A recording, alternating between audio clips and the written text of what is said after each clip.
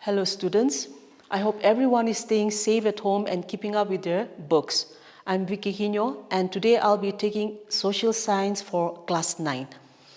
Now, talking about this social science, I'll be taking the first chapter which is to do with the French Revolution.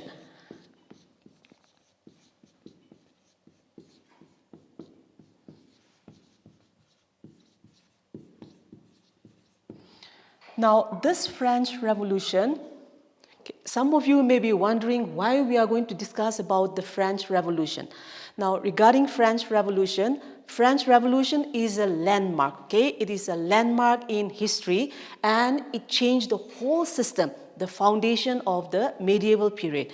And that is why we are going to discuss about the French Revolution. Now, this French Revolution, it broke out in 1789 and it lasted till 1799. Now, there are lots of reasons, okay? There are lots of reasons why the French Revolution broke out. Now, to make it simpler, okay, to make it easier for you, I think it would be best if we divided it into different points. So, talking about that, we'll go with the causes.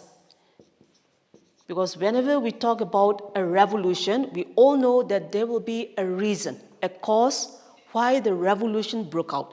So first we'll discuss about the causes.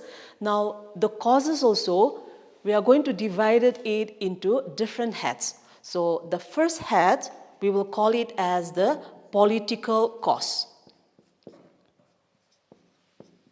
Political. Now when we talk about political, we are going to talk about the government. And during those days, regarding the French, okay, the French government regarding the French, they were ruled by king. They were ruled by monarchy system.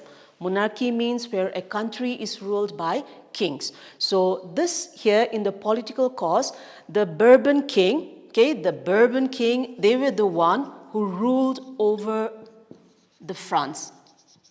So France, it was ruled by the Bourbon kings. And then another important point is, these Bourbon kings, they believed in, we call it as absolute monarchy.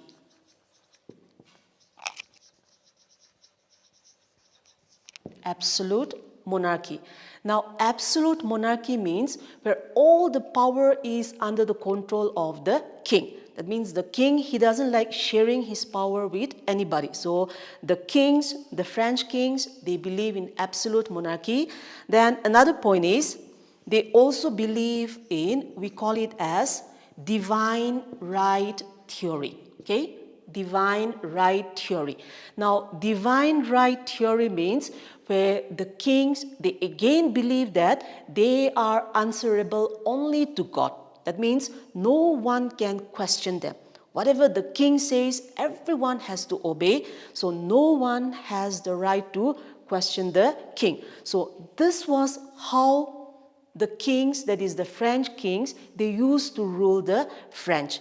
And so this is one of the, we can say one of the major reasons, okay, one of the most important reasons why the people, they decided to go for a change.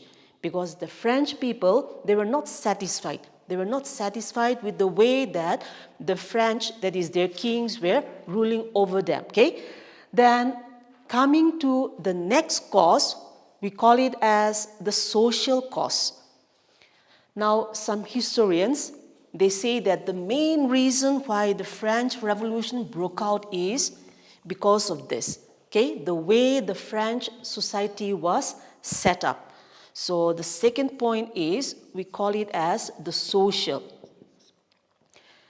Now, regarding this social, the French, during those days, the French society, it was divided into 3 estates, okay? 3 classes, but they call it as estates. So it was divided into 3 estates. One, the first is called as the clergy. Then the second estates, they call it as the nobles. And then the third estates, they call it as the common people. Now, let's go through, okay? Let's go through each and every one of these estates. So the first one is called as the clergy. Now, when we talk about clergy, we are talking about those people who governs the church. That means we are talking about those people who are working in the church. They can be, those days they were called as monk and nuns and so on. So all those people who are involved in the church, they are called as the clergy. And during those days, okay, during those days, what happened was, it was again because of this people, that is, it was again because of the first class, that is the clergy, which made the king becomes more bolder. Because the king, during those days, as we have discussed, they believe in absolute monarchy. So absolute monarchy means where all the power is under the control of their king. And this first estates, that is the clergy, they supported, okay? They were in favor of the absolute monarchy. They also supported, or they also think that all the power should be under the control of their king. So they were also that was also one reason why the kings, they became more bolder. Then another point is regarding the clergy, okay? The clergy, they used to lead a very luxurious life. Luxurious life, those days we are talking about parties, okay? Every day, every night they used to have luxurious parties, and the clergy sometimes they used to organize it. And how they were organizing all these luxurious party, or how the clergy, those people who were working in the church or governing the church, how they became so rich is they were misusing, okay? The clergy people, they were misusing the tithe. We call it as tithe, okay? Tithe means the money that the people are giving to the church. So the clergymen, they were misusing this tithe. So that is also one reason why they were able to, okay, or they were able to lead a luxurious life. Then another important thing is the clergy.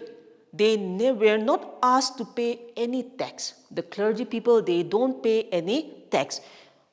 On one side, the clergy people, they are living a very luxurious life. On top of that, they were even asked not to pay tax. So that was the condition of the first estates. Then coming to the second estates, we call them as the nobles. Now, nobles, we are talking about the aristocrats. Aristocrats, or during those centuries, we call them as feudal lords or landlords, because during those centuries, they used to follow feudalism policy. Now, feudalism policy means a piece of land, okay? It came out from the word fief, which means a piece of land given to someone on condition of service. That means if I have lots of field or a big field, I will give a small part of my field to the farmers. The farmers, they will cultivate that field. During harvest time, they will divide their harvest into two parts. Half they will take it and half they will give it to the landlord. So that system is called as feudalism. And that was practiced during those centuries. And all the land, it used to belong to the nobles. And so the nobles, again, they led a very luxurious life. Then regarding the nobles, they were allowed to hunt wherever they want. And during those days, the only thing to pass their time would be hunting. Hunting was very famous, and the nobles, they used to go for lots of hunting. And in hunting, what the nobles used to do is they were allowed to go whenever or wherever they want. So that means they can just, if they see an animal passing through a field which is ready for harvest, the nobles, they will just keep on riding their horses into the field, and everything will be destroyed. So this was again something which the common people did not like. So that is also another point. Then coming to these nobles, they were exempted from paying tax. They are very rich, but these two classes, that is the clergy and the nobles, both of them, even though they are very rich, both of them were exempted from paying tax. So that was the condition of the French society. Now coming to the third estates. The third estates, we are talking about the common people. And this common people, 80% of the population, it comprises of this common people. And this common people, they used to lead a very miserable life. Because on one side, they don't have anything, because the main focus was to do with land. Now, when I say land, we are talking about field for cultivation. And majority of the French common people, they were called as landless farmers. That means they are farmers without any land. They don't own land. And how they are surviving is they are cultivating the field of the landlords, and that is how they are surviving. So on one side, they don't own field. Then when the harvest is done, they have to divide their harvest between them and the landlords. Then on top of that, again, they had to pay tax. The tax was paid only by the common people.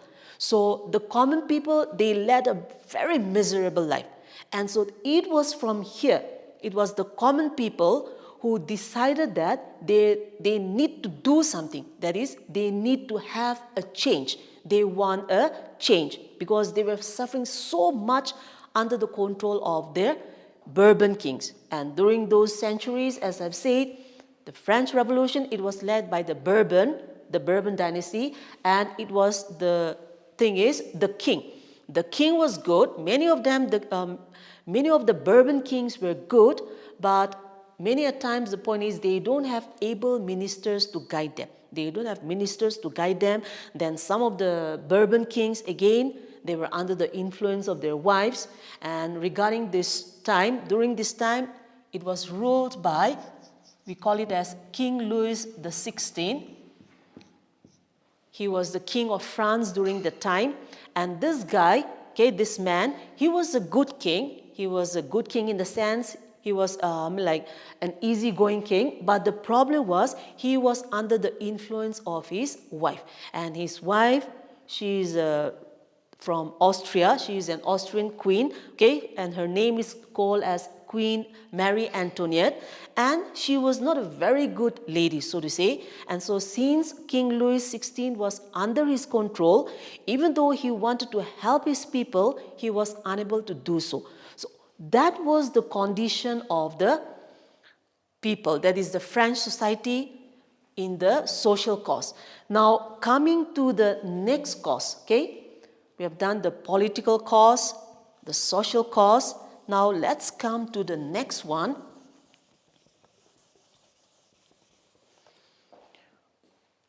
We can talk about here in the third causes. Let's talk about this people. We can call them as intellectual, or many a times they are also called as intelligentsia, okay? Now, this is to do with philosophers. All of you are aware of what a philosopher is, okay? And during those days, those centuries, these people, that is the intellectual, they played a big role. They played a big role in the French society, or in molding up the French society.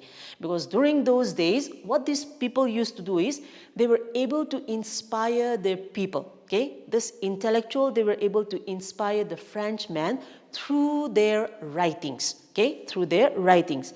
Nowadays, when we talk about how to pass our time, we have lots of gadgets and so on. But during those days, in order to pass their time, the only thing they can do is reading or writing. So that is why these philosophers, they played a big role. And coming to this intellectual, in your textbook, they have mentioned 3 philosophers, okay? One is called as Voltaire, okay? Now this man, Voltaire, he was a great critic. Critics means someone who makes fun of other people in a good way, okay? So this guy, this man, Voltaire, he was a very good critic, and he used to make fun of the nobles. He used to make fun of the nobles and the rich people because of the way they are living, okay? Because on one side, they are living a luxurious life, but on the other side, the common people, that is the French, they were suffering a lot. They were living a miserable life. So Voltaire, these philosophers, he used to make fun of them. In his writing, he made fun of them. Then he also used to organize lots of dramas and all. And in all these dramas, they used to make fun of this rich people. And through this, they were able to inspire the people. Okay. Then another one is, the second philosopher is, we call it as Montez. Now, this philosopher, okay, he was also a very great writer. Now, one main reason why we say that is, there is one thing which he had contributed to the whole world, and that is, nowadays, when we talk about the government, we all know that the government, it has three organs, that is legislative, executive, and judiciary. And all these three organs, we all know that their powers are separated. And that idea, it was given to us by this man, that is Montez. So Montez, he suggested that the three branches, they should be separated. And the reason why he suggested that was so that there will be equality. There won't be any partiality or any influence over one another. So he was the one who suggested the separation of the three organs of the government, that is legislative, executive, and judiciary. Then the third philosopher is, we call it as Rousseau.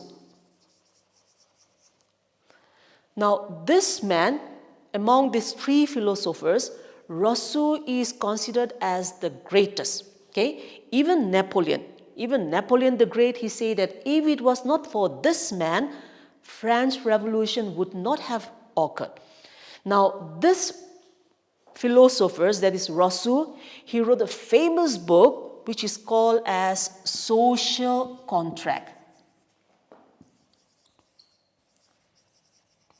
I hope you will bear with my handwriting. Okay, so it is called as Social Contract. Now, in this social contract, okay, in this novel, he had written that the king and the people, okay, the king and the people are parties, are same parties. So it is the job of the king, okay, it is the duty of the king to look after the common people or to look after his people.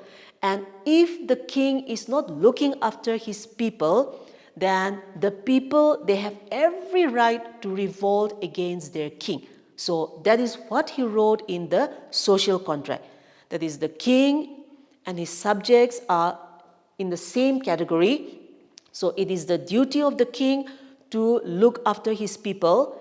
If the king is not looking after his people, then the people, they have every right to overthrow their king. So that is what is written in the social contract, and basing on this, it really influenced the French people. The French people, now they came to realize that their king is there for them, or their king is supposed to look after them.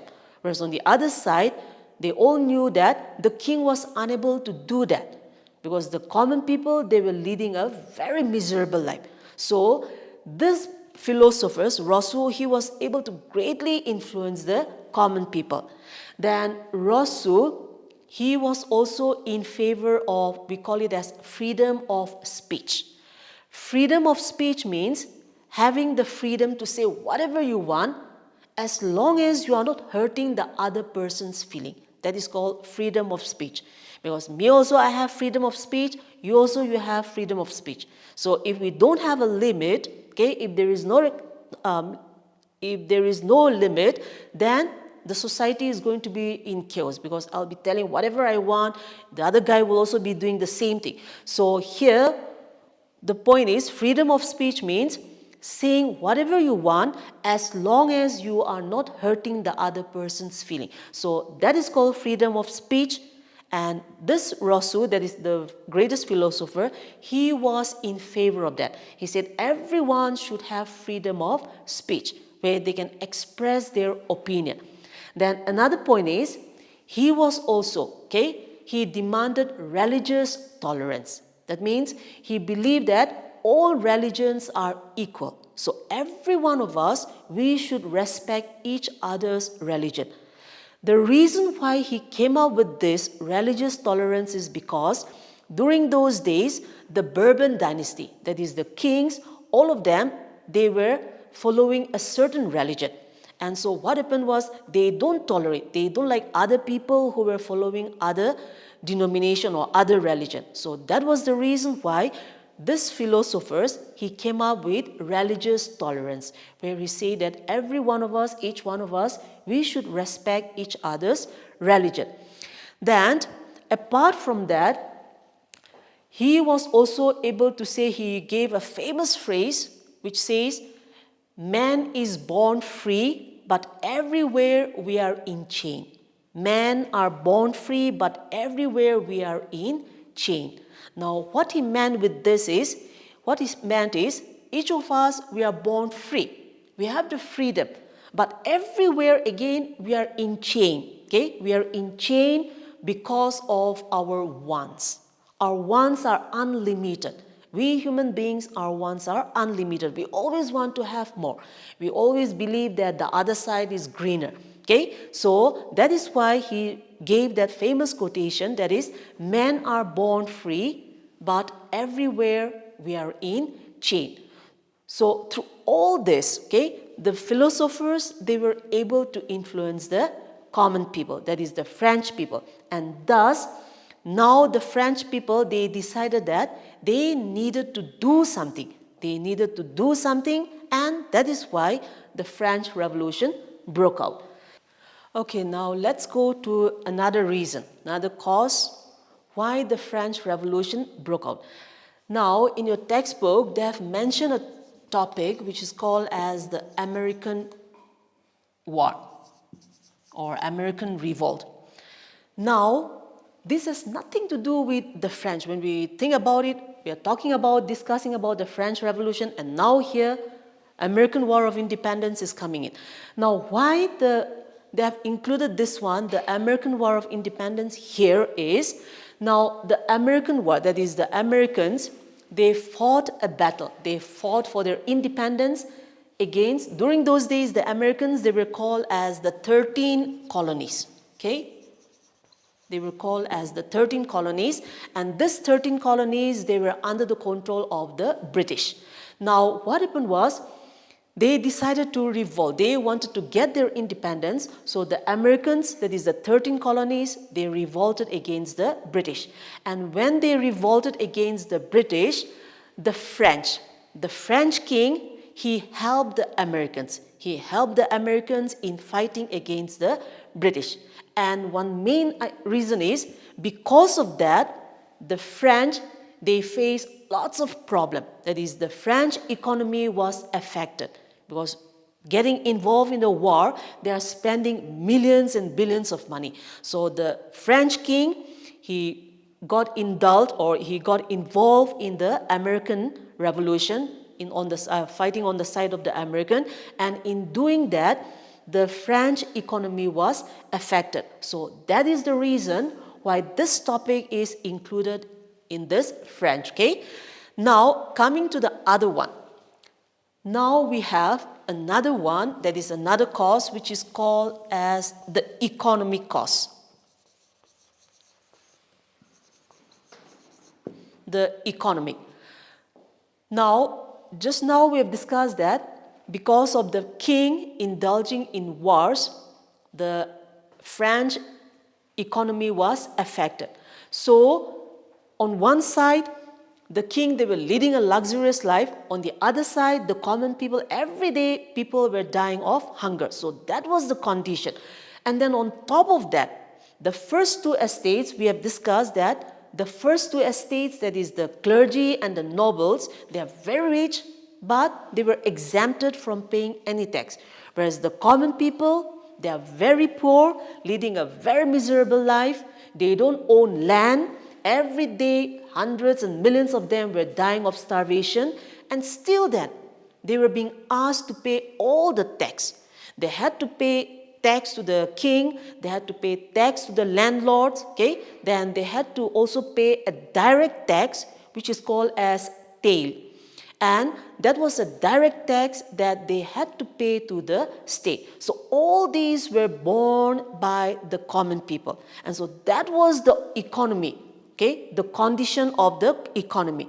Then whenever the king, he needed more money, what he used to do is he will again impose more tax on the common people without consulting the parliament, because the French government, they already have a parliament, but this parliament, it was not like the king. They have never consulted the parliament since 1516. So parliament is there, but it was never consulted. And in order to go for more tax or more taxation, the king, following his absolute monarchy, he was taking all the power under his control. He was not consulting the parliament, and he was just randomly just imposing tax on the common people. So that is also one major reason. The last thing was, in the economic sphere, what happened was, the king, he decided to impose tax on salt, okay? Salt.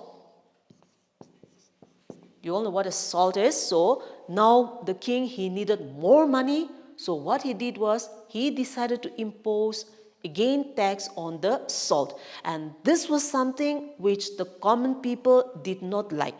So this was one main reason, okay, why now the common people, they decided that they needed to do something. If they want to lead a good life or a happy life or a peaceful life, they needed to do something. So that is why the French Revolution broke out. And this French Revolution, okay, it was spearheaded. That means spearheaded means it was led, okay?